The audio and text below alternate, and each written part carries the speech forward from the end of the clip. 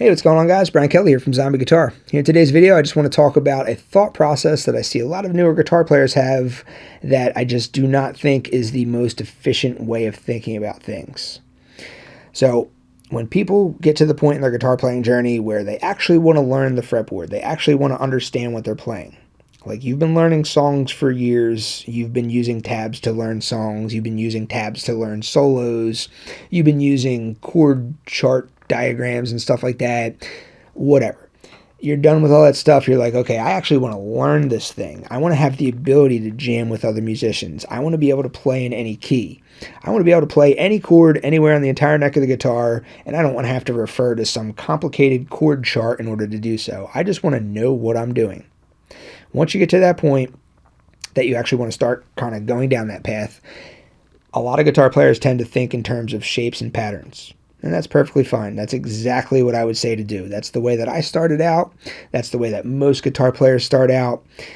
That's exactly what I would suggest doing as your first step. Learn about the shapes and patterns that are formed on the fretboard. The issue arises when people then want to move beyond that. Once people decide that they don't want to just think in terms of shapes and patterns anymore, and they kind of want to dive deeper and really understand how this music theory works, they tend to think that the next logical step is to learn all of the notes on the fretboard.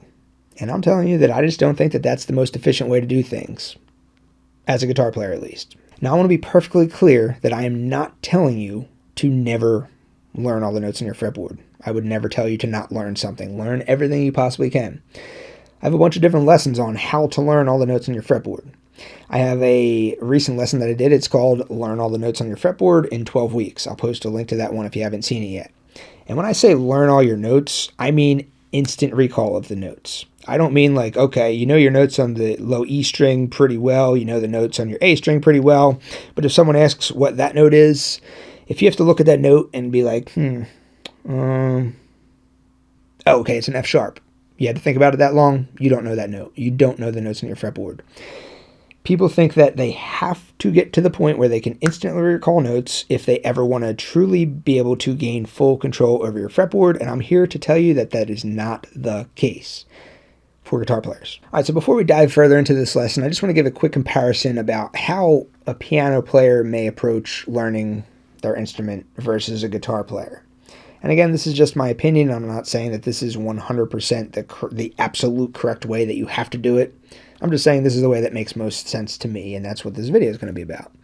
So, a piano player, number one, you learn your notes. Day one. That's the first thing you do. Guitar player, on the other hand, the very first thing that guitar players should do, in my opinion, is focus on the shapes and patterns. The second thing that guitar players should do, intervals. Intervals. That is the key. That is the key to unlocking the entire fretboard. Intervals. Then, learn your notes on your fretboard. So it's a different order of operations. So we're going to be looking at all three of those here in this video here. But I just wanted to say that the kind of prerequisite to all of this stuff is you kind of want to know your notes on the low E string and on the A string. That's going to help you a lot. Like, you don't have to have instant recall of the notes on the higher four strings, but knowing the notes on your low E string and on the A string, that's going to help you a lot. So just wanted to kind of say that there is a bit of overlap between each of these three components. All right, so first let's talk about shapes. What do I mean by shapes? So we're going to play a major bar chord rooted on the low E string, and it's going to be a 6-string. It's going to be a shape that spans all 6 strings. So we're going to play this right here. We're going to put our first finger right here on the 5th fret. And if you know your notes on the low E string and on the A string, you know that the 5th fret is the note A. So you can apply this shape right here, and this is an A major chord. Now, if you want to play any other major chord, you can do so by using this exact shape. Let's say that you want to play a B major chord. Well, if you know your notes on the low E string, you would know that that's the note B right there, 7th fret. You can just take that shape, move it up to there, boom, you have a B major chord.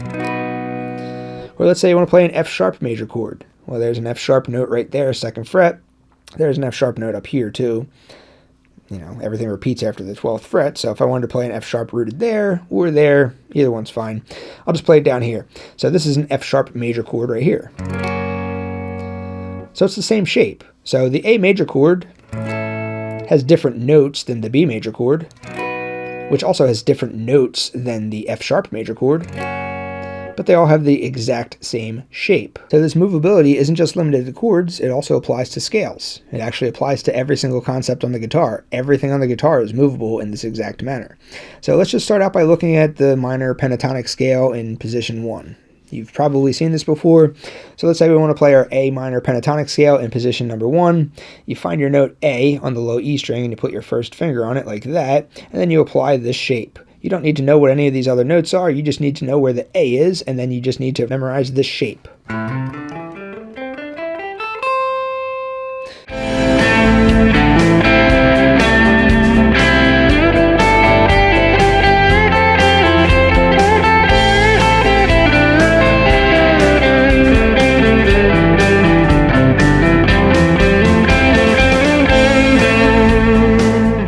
So you can take that shape, and if you want, you can play the B minor pentatonic scale just by moving it up to here.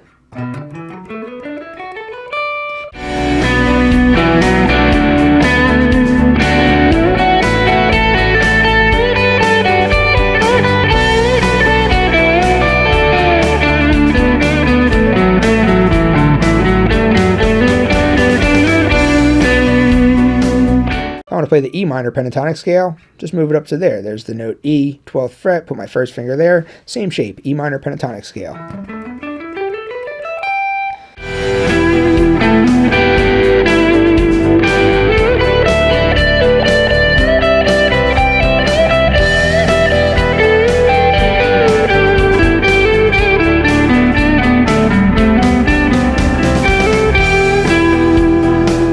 So taking this shape thing a step further, we can then apply this to expanded scale patterns. So instead of just kind of confining ourselves to a little 4-fret area, let's say we want to play the A minor pentatonic scale and span like 8 frets or something like that. Let's look at how this shape theory applies to that. So we have our position number 1 for the A minor pentatonic scale, which looks like this.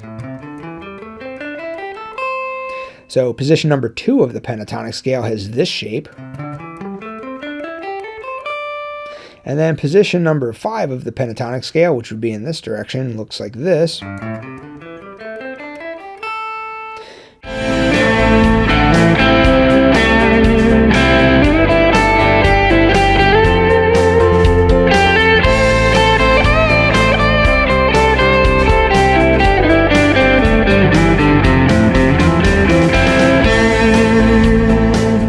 right, so we have this expanded scale pattern now. We're not just confined to one single position, we're now utilizing 3 positions of the pentatonic scale, and that was for the A minor pentatonic scale. What if I wanted to do that for the B minor pentatonic scale? Well, you just take this whole thing and you just kind of move it up 2 frets.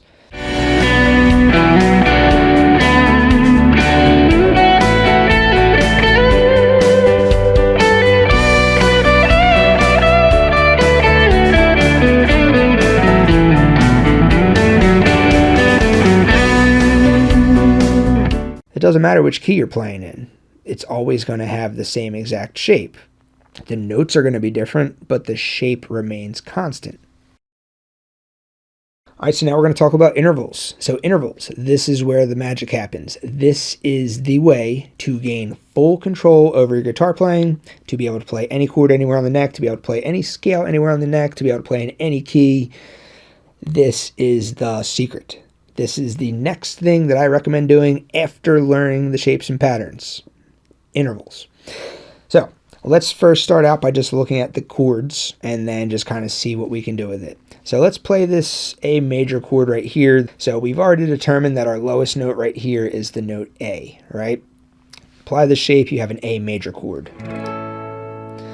So instead of thinking of the actual notes that make up this chord, which happen to be A, C sharp, and E, but instead of worrying about that, just think, okay, this is my 1. That's my 1 because that's the root of the chord. The root gets the number 1 assigned to it. So this is a 1. This is a 1. This is a 1. All right? This is a 5. This is a 5. And this is a 3. So just remember that. That's going to be constant everywhere. It's always going to have that same relationship. So before making any manipulations, let's just kind of move this around. So keeping those numbers constant, this is an A major chord. Let's play a B major chord. The numbers have not changed. The position of the shape has changed. It moved up 2 frets, but the numbers remain constant. Let's play a D major chord. The numbers remain constant. The shape remains constant. The actual notes change, but just worry about the numbers, the intervals. All right, so why does this matter? Why does that information matter? Well, let's say I want to take this A major chord. We'll start out down here again, and I want to play an A minor chord, right? I want to play an A minor chord. So how do I do that? I need to know that the difference between an A major chord and an A minor chord is the third. A major chord has a third. A minor chord has a minor third, or a note that's one less than a major third. All right, so if I want to take that same concept and I want to play a D minor chord, if I want to play an F sharp minor chord, or let's say I wanted to play an A dominant 7 chord. So I'm just going to start here. I'm going to start using this major bar chord shape right here, and I know that anytime I want to make a dominant 7th chord, I need to just figure out how to fit a note in there that is 1 whole step lower than the 1. So it's going to be kind of hard to get that note in down here, or it's going to be kind of hard to get that note in there. But knowing that the 1 is found right here underneath my pinky on the D string, and then knowing that if I lift my pinky up, that introduces that note that's 1 whole step lower than the 1, and then knowing that this is the formula for playing a dominant 7 chord, well, here's an A dominant 7 chord right here. Here's a B dominant 7 chord. Here's a D dominant 7 chord. Here's an F sharp dominant 7 chord. All right, it's the same shape every time. It's the same intervals every time. The only thing that's different is the notes, but as a guitar player, we don't have to worry about that to do this. All right, so let's look at how we can take this interval thing and apply it to scale patterns. So let's just start out by just our minor pentatonic scale pattern that we already looked at. So here's our shape. So starting here with our first finger on the 5th fret, which is the note A, this is the A minor pentatonic scale in position number 1. All right, so taking this and applying intervals to it, you would need to, number 1, know the scale formula for the minor pentatonic scale. The scale formula is 1 flat 3, 4, 5, flat 7. You just have to remember that one time, and then you can then play the minor pentatonic scale for any key. So here's your 1, here's your flat 3, here's your 4, here's your 5, here's your flat 7, here's your 1. Flat 3, 4, 5, flat 7, 1, flat 3. All right, so it's only 5 notes. 1, 2, 3, 4, 5, then it starts over. 1, 2, 3, 4, 5, then it starts over. Then, you know, that's all the notes that are within this little pattern here. All right, so that's my minor pentatonic scale. That's going to stay consistent regardless of, you know, which key you're trying to play in. So that was the A minor pentatonic scale. If I wanted to play the D minor pentatonic scale, I can just slide that up. The intervallic relationship between the notes is going to be the same. You still have your 1, flat 3, 4, 5, flat 7, 1, flat 3, 4, 5, flat 7, 1, flat 3. Same exact intervallic relationship. Doesn't matter which key you're playing in. The pattern remains the same. The intervals remain the same. The only thing that changes is the notes. So let's go back to here. So let's say that we have this scale pattern and we want to play the natural minor scale. So in order to play the natural minor scale, you just need to know that the minor pentatonic scale is 5 of the 7 total notes of the natural minor scale. So the 2 missing notes here are the 2 and the flat 6. All right, so we're thinking in terms of numbers. We're not thinking in terms of notes. So you have 1, 2, flat 3, 4, 5, flat 6, flat 7, 1. 2, flat 3, 4, 5, flat 6, flat 7, 1, 2, flat 3. All right, I know that can sound like a lot, but you only need to learn this stuff one time for one single key, and then you can play in all 12 possible keys. Because that little scale formula right there,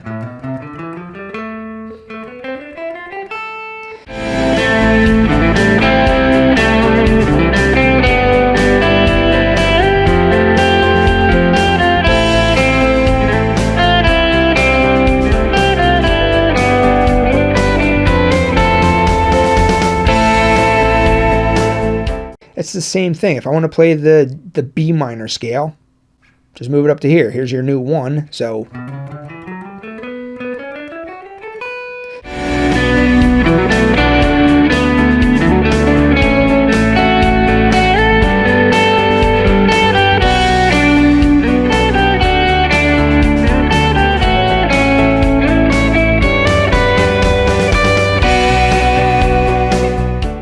play the C minor scale, all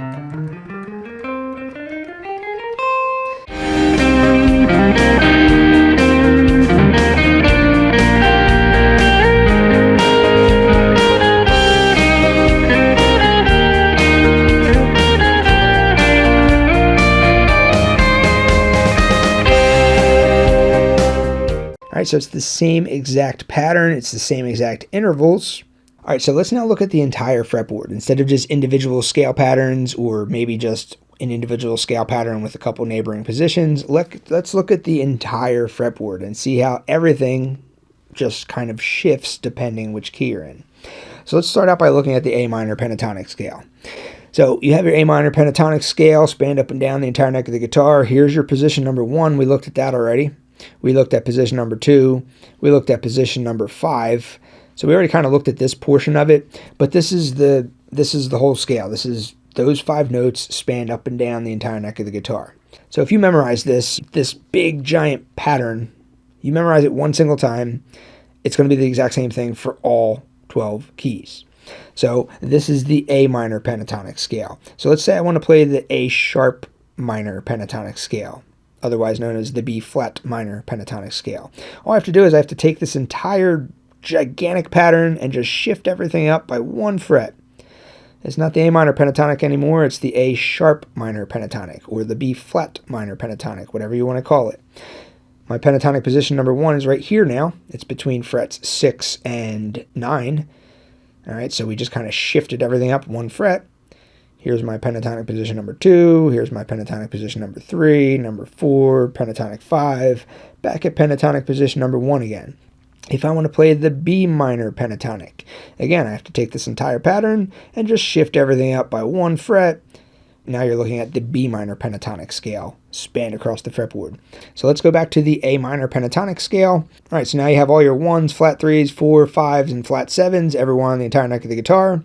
So as you're soloing, as you're noodling, as you're jamming in the key of A minor, using these patterns that you memorized, let's say that you now want to kind of add in those extra 2 notes and you want to create the full A natural minor scale. You can easily do that because you know that everywhere that you have a 5, you're always going to have your flat 6 1 higher than it. So as long as you know where your 5s are, you can easily find your flat 6s. And then anywhere you have your flat 3, you're always going to have your 2 1 fret lower than it, so we can go ahead and add those in. So now what you're looking at is you're looking at the entire A natural minor scale spanned across the entire fretboard. If we want to look at the A sharp natural minor scale spanned across the entire fretboard, we just have to shift all of this stuff up by 1 single fret. There you go. The numbers remain constant, the patterns remain constant, the relationship between one pattern and the next pattern remains constant. The thing that changes is the underlying notes, but we're not even looking at notes. We're just looking at numbers. All right, so as you can see, you just have to learn this stuff one time. If you want to learn how to play the pentatonic scale, you learn it for 1 key, and then the patterns, intervals, it's going to be exactly the same for all the other keys. You want to learn the natural minor scale. You learn it for 1 key, then you can do it on all the keys.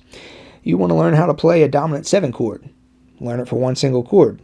Then you can take that shape and you can move it around up and down the entire neck of the guitar, and you can play any dominant 7th chord using that same shape. Any manipulation that you do to one scale pattern in 1 key, that exact same manipulation can be done to the same scale pattern in any key. The pattern is just going to be moved up or down the fretboard, depending on which key you're moving it to.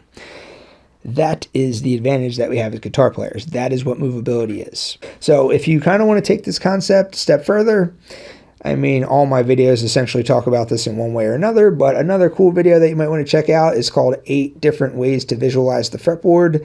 That takes this whole movability concept and just shows you 8 different guitar-specific visualization systems in which this directly applies. So if you want to check out that video, check it out. That's going to do it for this video. I thank you guys for watching. I'll see you next time.